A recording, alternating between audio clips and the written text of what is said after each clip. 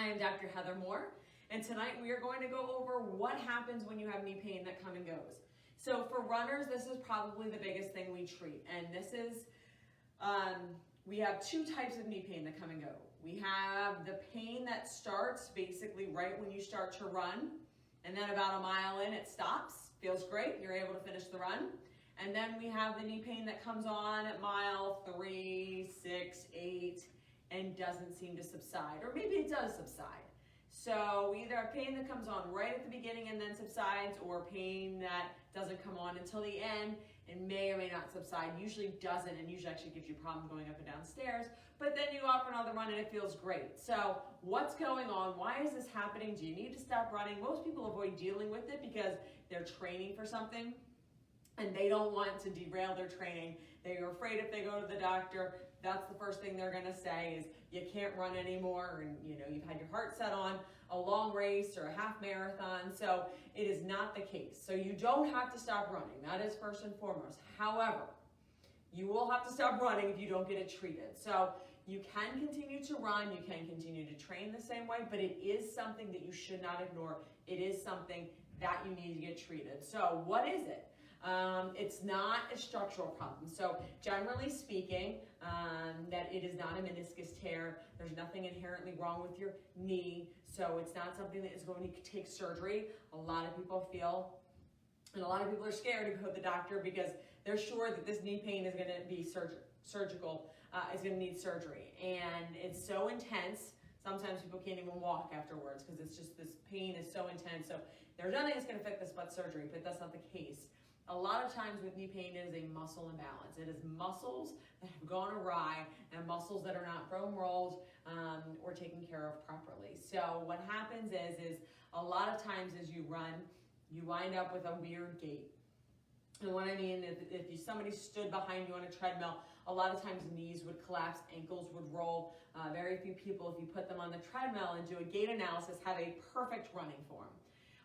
So what happens is as you increase your mileage and as you're running, these type of anomalies in your legs wind up causing your muscles to stretch in some areas and shorten in other areas.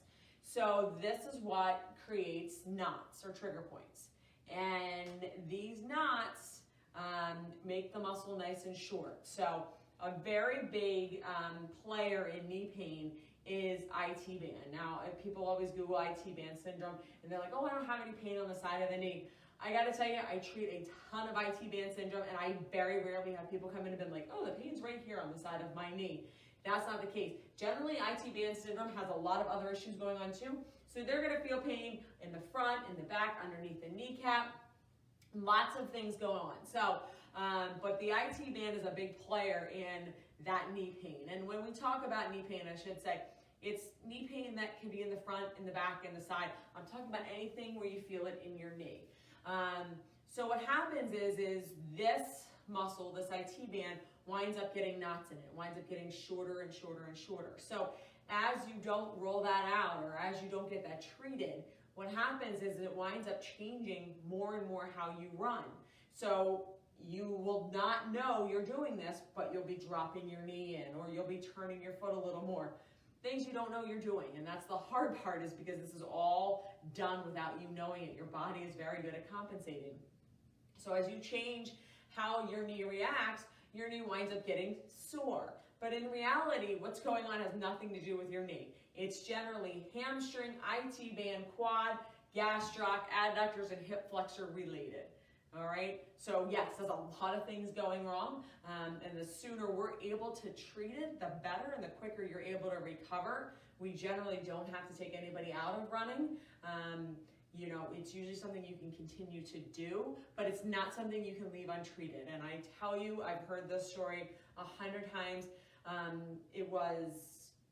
It's the same way each time. I had this knee pain, I kept running, I got to the day of the race and I literally couldn't finish the race, the knee pain got so bad. This will not get better on its own.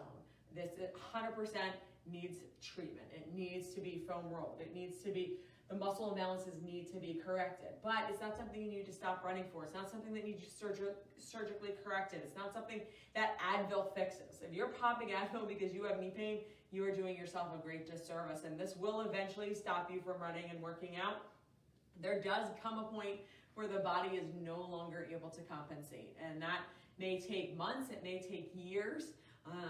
But everybody that I talk to, the hundreds of thousands of evals that I have done, when they come in and we talk about where they are and, they're not able to run anymore, it all starts the same way as, they had knee pain, they ignored it, then they went to this race and they couldn't run and now they can't run anymore. So it's something that you need to get treated. Knee pain is a sign that there's something going on at your hip and below your knee. All right, so knee pain, the knee is just the hub of everything, all the muscles that happen at your hip and at your ankle and at your knee. So it is not indicative of something going wrong at your knee, but it is something that you must get treated. It is something that you cannot ignore.